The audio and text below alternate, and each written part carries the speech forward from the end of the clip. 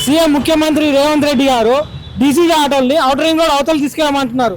దీనిపై మీరు ఏమనుకుంటున్నారా ఆటో డ్రైవర్లన్నా? మేము దాదాపు 20 సంవత్సరాల నుండి మేము ఇక్కడ నిజాంపేట గ్రామంలో నివసిస్తున్నాము. ఆటోలు నడుపుకుంటాం. మాకు ప్రత్యామ్నాయ మార్గం లేక, మాకు వేరే ఉద్యోగాలు లేక నిరుద్యోగ సమస్య ఉంది. నేను కూడా ఇంటర్మీడియట్ 92లో ఇంటర్మీడియట్ పాస్ అయినాను. ఇప్పటి వరకు నాకు ఏ అవకాశాలు రాలేదు. ట్రైనింగ్లో పోయాను, ఆర్మీకి సెలక్షన్ పోయాను, కలెక్టర్ మామూలు జనరల్ కానిస్టేబుల్ సెలక్షన్ పోయాను. ఎక్కడ నాకు ఉద్యోగం దొరకలేదు, ఉపాధి దొరకలేదు. కాబట్టి నా సొంత నిర్ణయంతో ఒక ఆటో కొనుక్కొని 20 సంవత్సరాల నుంచి నేను పల్లెటూరు నిజామాబాద్ బోధన్ మండలం భవన్పేట గ్రామం నుంచి హైదరాబాద్ నిజాంపేట గ్రామంకి వచ్చాను. ఇక్కడ సీఎం ముఖ్యమంత్రి రేవంత్ రెడ్డి గారు డీసీజీ ఆటోల్ని అవుటర్ రింగ్ రోడ్ అవతల తీసుకెళ్ళమంటున్నారు. దీనిపై మీరు ఏమనుకుంటున్నారా ఆటో డ్రైవర్లన్నా?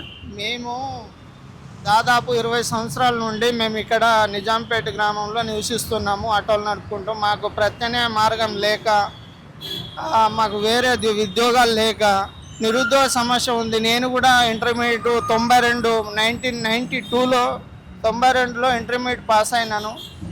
ఇప్పటి వరకు నాకు ఏ అవకాశాలు రాలేదు. ట్రైనింగ్లో పోయాను, ఆర్మీకి సెలక్షన్ పోయాను, కలెక్టర్ మామూలు జనరల్ కానిస్టేబుల్ సెలక్షన్ పోయాను. ఎక్కడ నాకు ఉద్యోగం దొరకలేదు, ఉపాధి దొరకలేదు. కాబట్టి నా సొంత నిర్ణయంతో ఒక ఆటో కొనుక్కొని 20 సంవత్సరాల నుంచి నేను పల్లెటూరు నిజామాబాద్ బోధన్ మండలం భవన్పేట గ్రామం నుంచి హైదరాబాద్ నిజాంపేట గ్రామంకి వచ్చాను. ఇక్కడ